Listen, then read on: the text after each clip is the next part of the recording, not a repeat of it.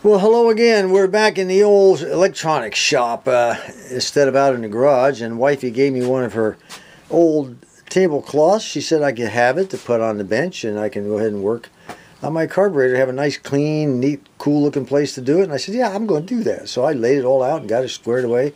We've got a whole bunch of parts here. We have a dash pot here. We have a electric choke in this white box. We have the rebuild kit here.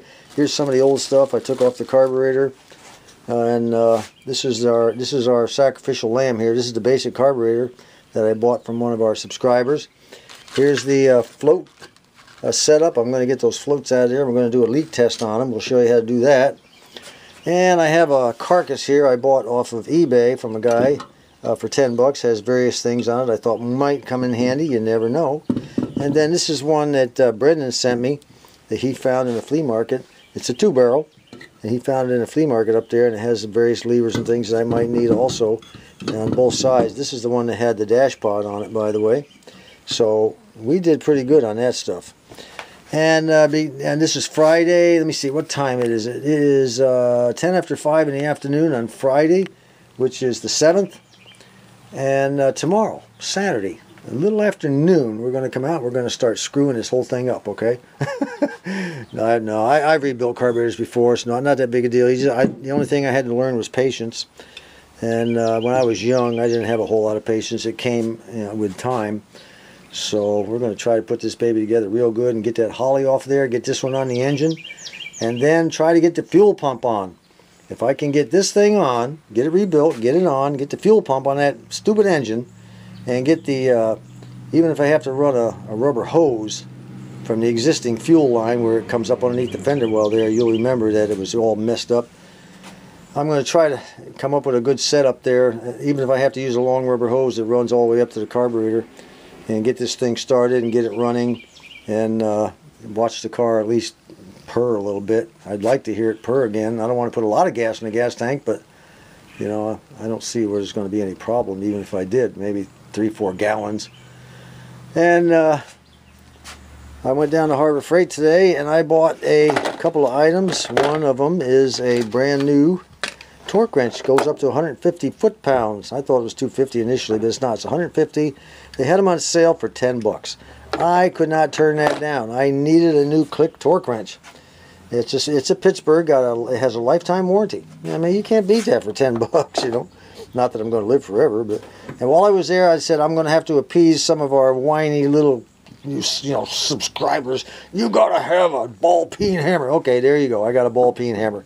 This one is a 24-ounce ball-peen hammer. Does that make you all happy now? I don't want to hear any more about ball-peen hammers. I'm going to take my ball-peen hammer and come see you. All right, we'll see you tomorrow. A little afternoon, I hope. That's the plan. What do you say we get cranked up on this thing so we can mess it up completely and it'll never work again? I've rebuilt several carburetors, mostly Rochesters. Rochesters were, to me, were very complicated. But that's all I had. So I rebuilt the Rochester 4-barrel. To me was just a big. I don't know what it was about Rochesters. There's two kinds of school on it. You got the guys that swear by them and the guys that can't stand them. I'm one of the guys that can't stand them. I had a friend of mine, man, he would put nothing on his car but a Rochester. He knew all about them, and that's probably why. I rebuilt them. They worked fine and everything, but he would come over there and tweak and do all kinds of stuff and everything and make it run even better. And, oh, this is the greatest carburetor. You don't need to buy a Holley and blah, blah, blah. Well, not me. I do not like Rochester carburetors. Too complicated for my little brain, I guess. Anyway, when you open up your rebuild kit, this is what's inside of it. Bunch of gaskets and little brass needle valve seats and things like that, and the diaphragms for your accelerator pumps and whatnot. And they give you a little drawing here with the breakdown of the carburetor, part by part by part. You can get this online. You don't necessarily need to use this one if you don't want. Brendan sent me one quite a while ago that it doesn't exactly match this one, but it's blown up a little larger, so if I have any questions I can always refer back and forth.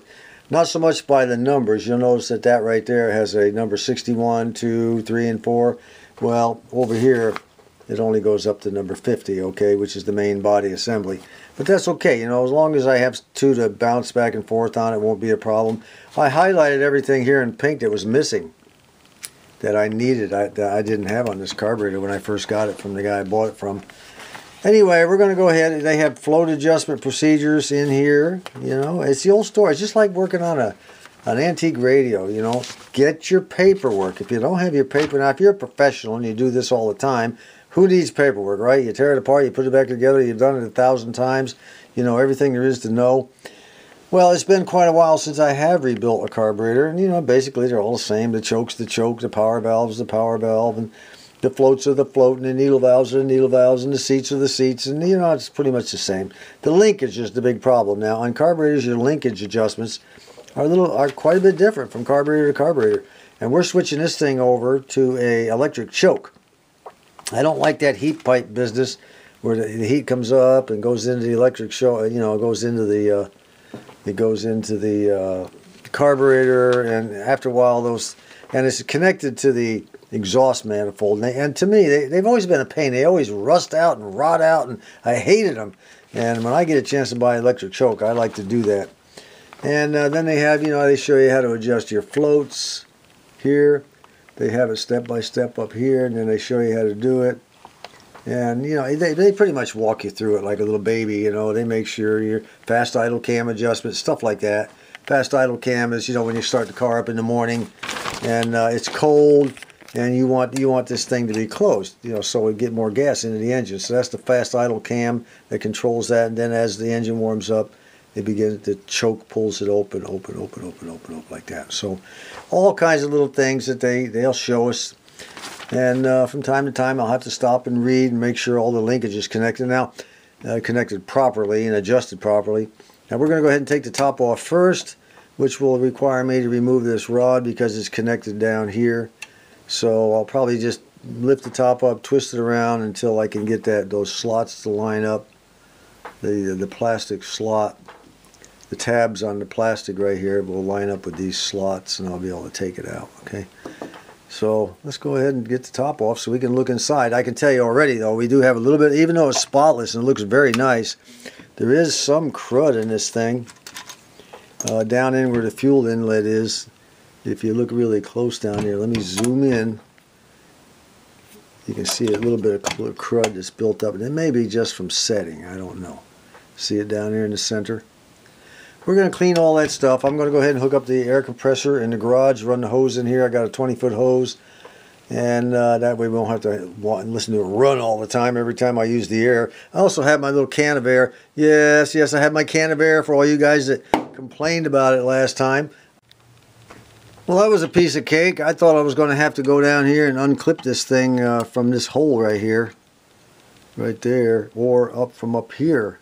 This rod, this fast idle cam rod, but yeah, I didn't have to. This thing here just rotated right up, and all I had to do was just lift it right out of the hole. See, it just went right in that hole right there, which means the clip is missing on the end. See that little groove on the end, the slot?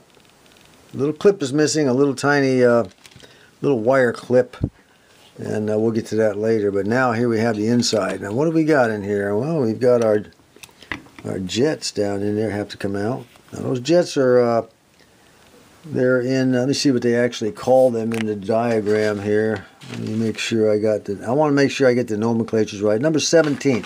Well, no, that's the wrong one there. Let's go over here on this one here. They call those things, number 21, the jets, the primary. How about that? And the secondary. 21 is here. 21 is in the front of the carburetor, which is the primary jets, where the fuel comes in, and in the rear is 22, which is your secondary jets.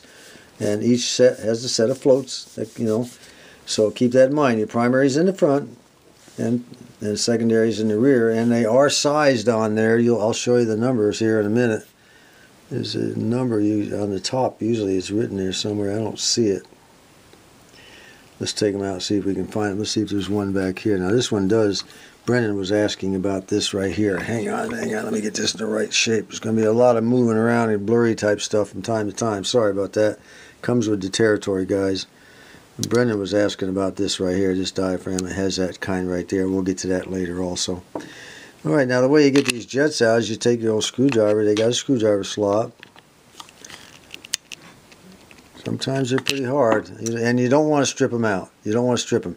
Let me go ahead and it'll take 2 hands to get these out. These are in there really tight, but you just unscrew them to the left, all 4, and don't get them. You know, I don't know if they give you new jets in here or not. They should, but I haven't opened up the package. Maybe I should open up the package before I remove those jets.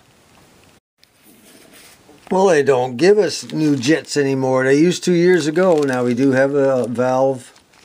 I mean a needle valve and needle valve seat. We have 2 of those. We have the power valve. Now the power valve, you know, when you stomp on your gas, you want extra gas, right? Well, this baby will open up and give you that extra gas into the float bowl, and it goes in from the bottom. It goes in from the bottom up, and on your drawing, it's this baby right here. So, you know, when you stomp on the gas, it'll open up, allowing more gas to flow. This is your gas inlet, allows it more gas to go into the float. I think that's the way it works. You know, I'm sure there's geniuses out there that know more about this than I do, that's for sure. I rely on Brendan. You know, if I have a question, which I don't think I'm going to, but if I do, I'll ask him. He'll fill me in on all the details I need. And then, of course, they give you a little measuring device for measuring the height and travel of your floats up and down. That's what that's all about. And you got, well, look at there, they gave us a new plastic arm. Well, they gave us a piece of plastic, but they didn't give us a new needle valve, not needle valves, but yeah, new God, you know, I hate it when my mind is searching for something and I can't find it. These jets, that's it. All right, let me go ahead and see if I can get those out of there without damaging. If I can't get them out without damaging, I'm just going to leave them in there, and we're going to go ahead and clean them real good as best we can, blow them out, and let it ride, because I'm not going to damage these. I hope they're the same ones that go in there. I'll probably need a bigger screwdriver. Well, that worked out pretty good. With this long 20-foot hose, I was actually able to put the old air compressor outside the garage on the concrete, close the door, and it can just pump away all at once. We'll have air here, and I can go ahead and continue and film without interfering and having to shut it off from time to time. All right, where were we? No, I could not find a large enough screwdriver to take care of that. I'm going to have to come up with a brush, a little bit of lacquer thinner. I'm going to clean those babies out real good, and we're going to spray them out with the air. Best I can do on that, fellers. But you know, they used to give you new jets. It just irritates me they don't do that. You know, these little kits here are not cheap. They give you less and less, and they charge you more and more. And all I did to do to clean this was to put a little bit of lacquer thinner in here and take this acid brush, nice clean one, never used before, dip it in there, and then just scrub them real good.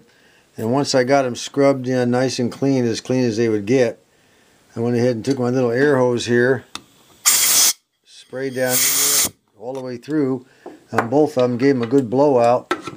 So I'll tell you what, before we go any further, the bottom of this set of jets is this here. So let's go ahead and take that off and get our power valve in. They call it an economizer valve in the drawing, and we always call it a power valve. So let's go ahead and get this off and clean this up a little bit. And while we're at it, while we're on the bottom here, you'll notice there's quite a bit of crud that has built up just from sitting, is actually what that is right there.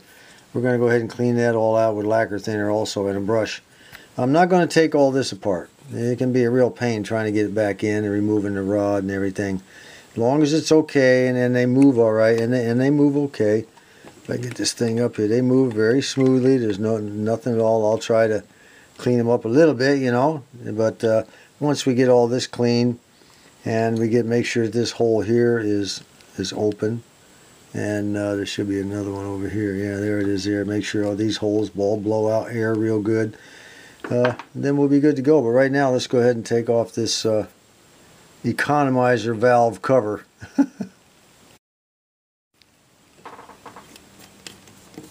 Alright, there's the last screw. Don't lose the washers and things. And let's see what we got underneath there. Now these screws are all loose, so and the power valve is missing, or the economizer valve. So I don't expect much. Well, we got a gasket here, and we got another gasket there. Now the way this power valve goes in, it goes in from the bottom, like I said, the bottom of the carburetor.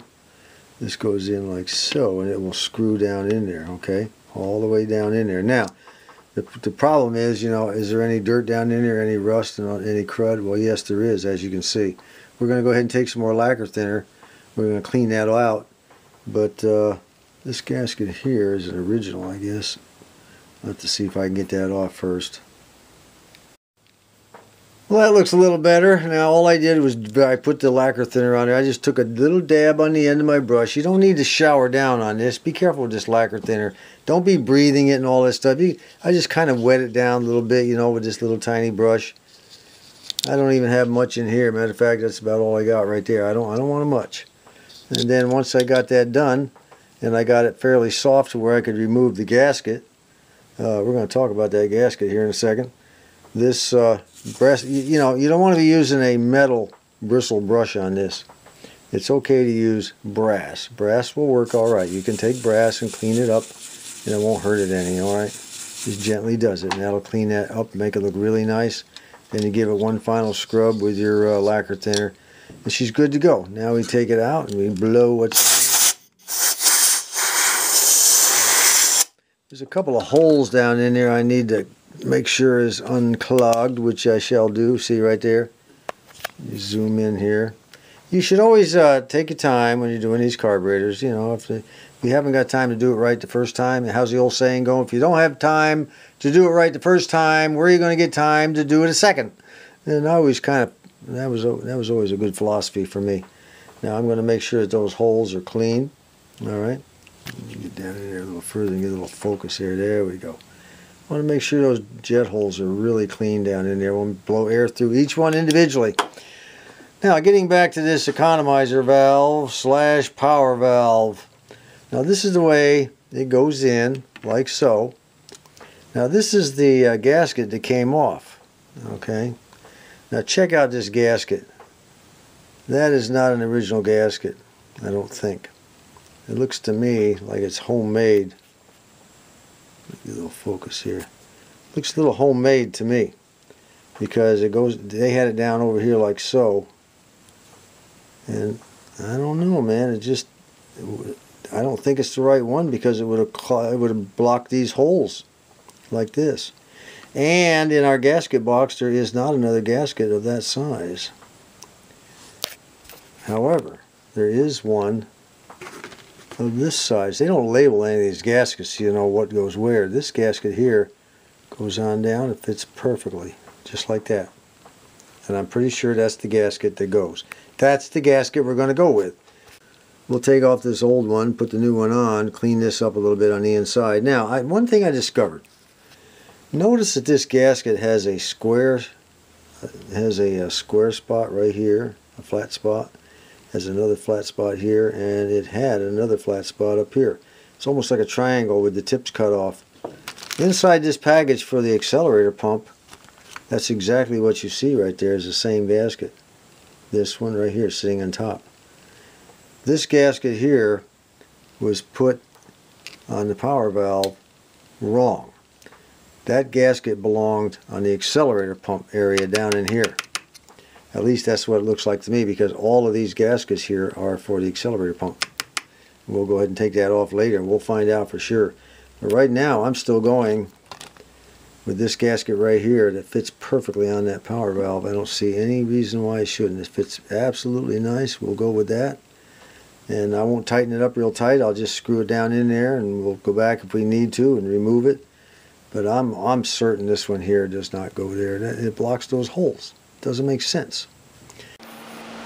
Our primary and secondary venturis are working pretty good here. I'm happy about that. And they both work real well. Now the problem, I found another jury rig here. God, no matter what I do, the hand of man, I keep talking about that all the time. Look right here at this piece of rubber. Let me zoom in on it. I'm almost certain this is a jury rig deal. That's a piece of rubber right there, and that screw or that shaft on the end has been clipped off. That's coming out of that rubber. It's been clipped off. And if you look at the other end,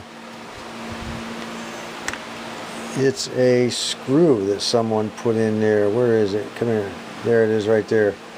Someone put that screw in there. Put a rubber thing on the end of it.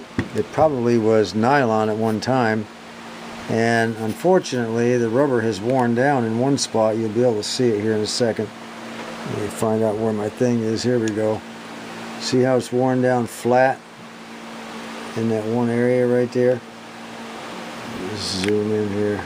There we go. It's worn up completely down. This back up here. This little rod, this thing right here that rides on it has worn it down, so it's basically ineffective. Why even bother having it? I've got the power valve turned in by hand all the way, just by hand, and you can see the gasket underneath it. It just fits perfectly like that.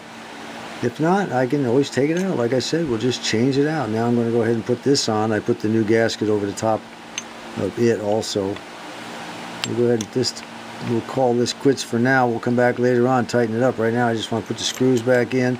Now, of course, by now you guys have probably understood this is going to be more than one video to do this carburetor, because I want to take it nice and slow and easy, and so everybody understands what we're doing.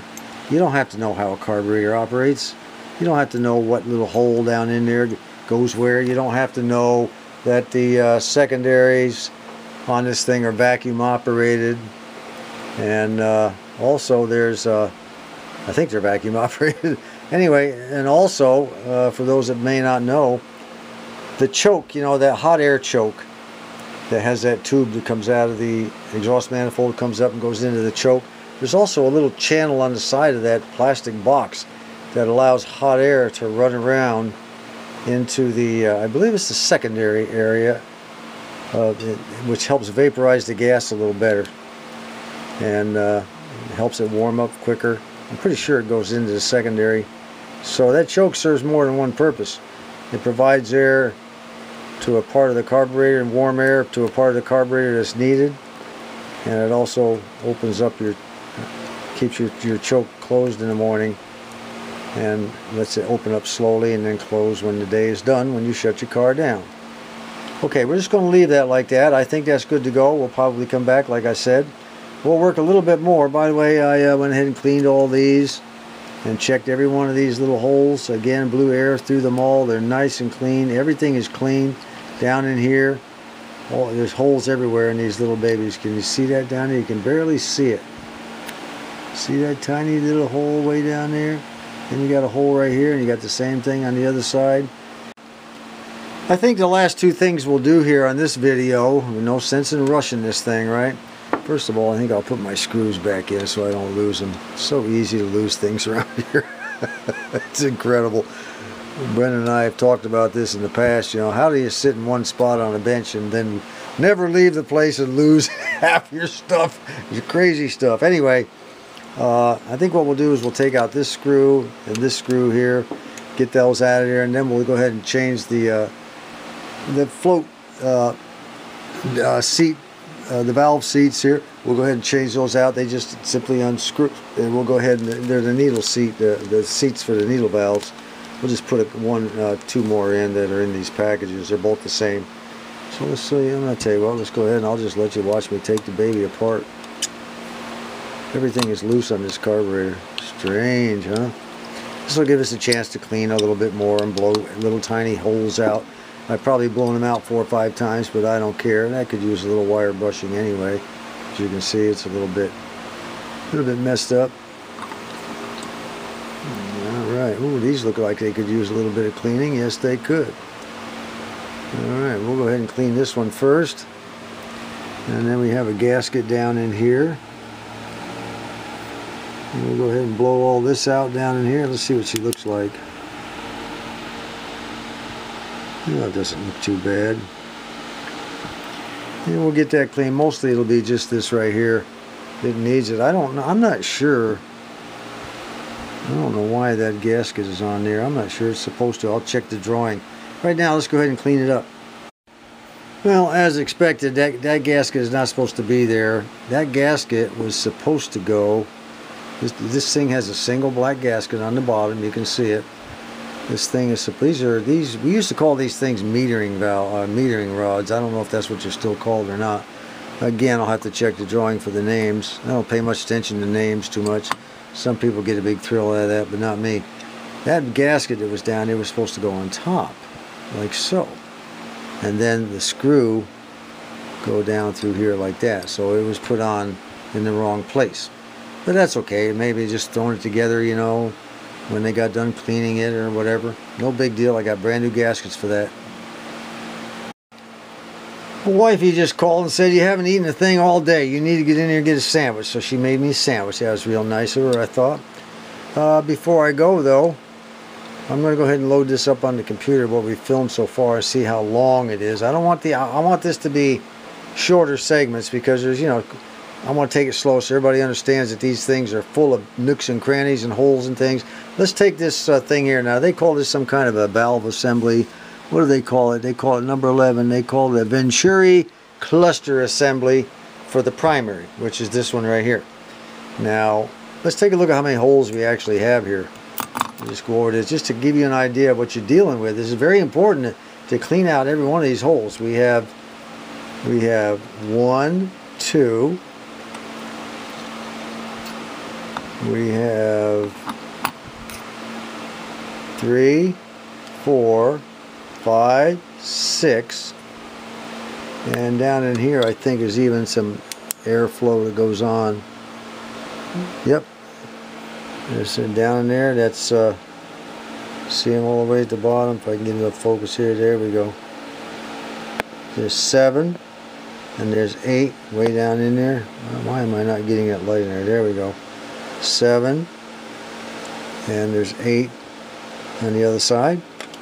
And then down in here we have 2 more, 9 and 10, 11, and there's another one, and 12. Let's see if I can find any more. 11 and 12. I think that's about it.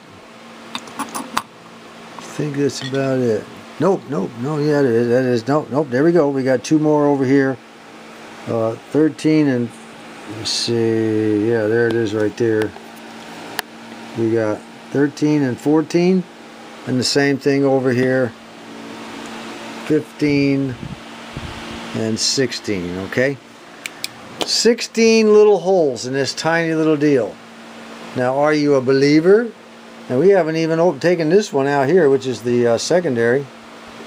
Time for a sandwich. I'll be back. Wifey made me a really nice roast beef sandwich. That was really good. She made it extra thick with tomatoes and all the stuff I like on it.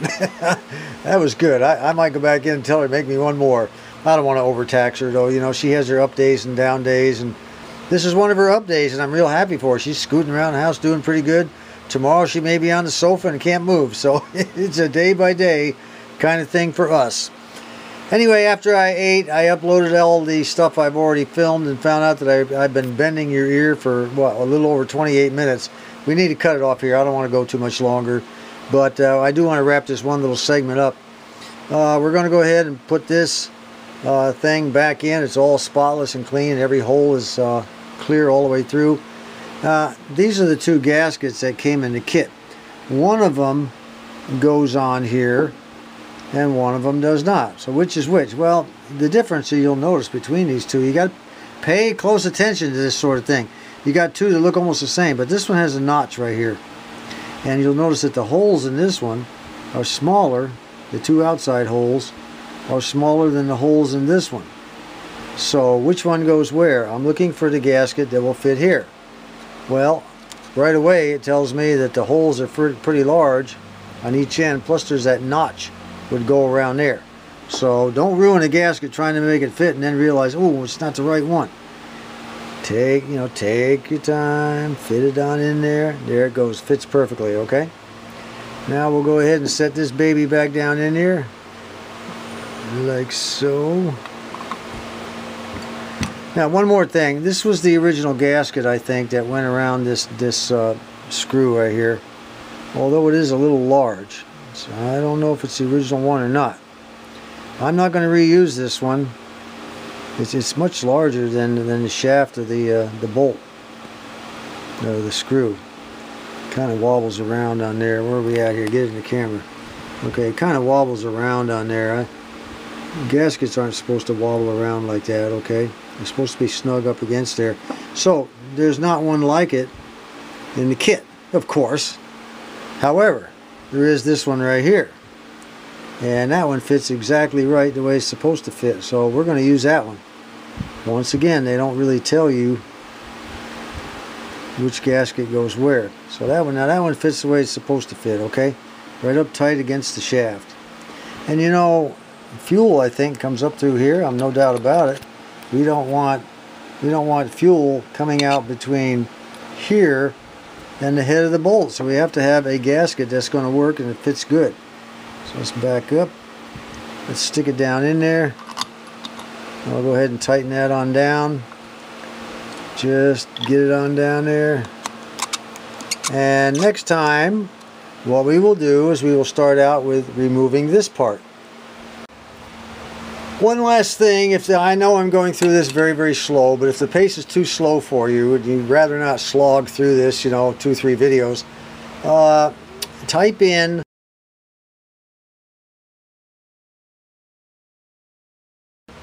you know, I understand that, okay? I understand. There's folks out there would much rather see things move along at a speedier pace. I'm with you on that 100%.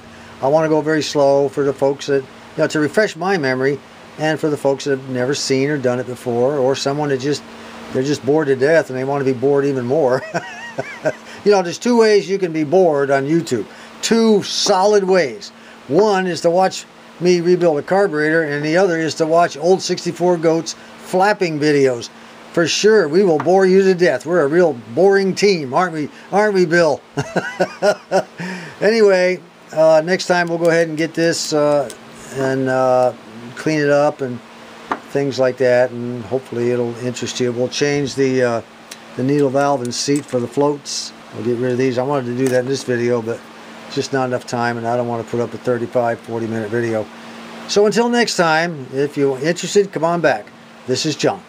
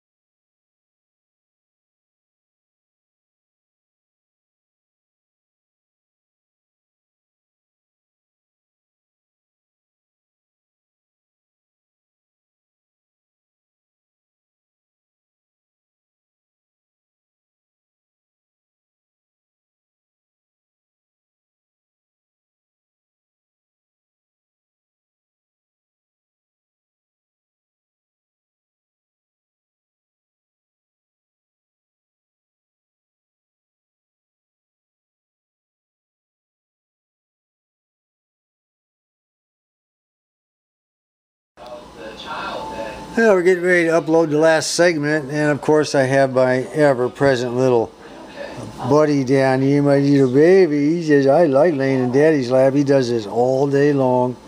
All day long. He says, hello, everybody. I tell you what, he'll stay at the door. He'll follow me back and forth the house.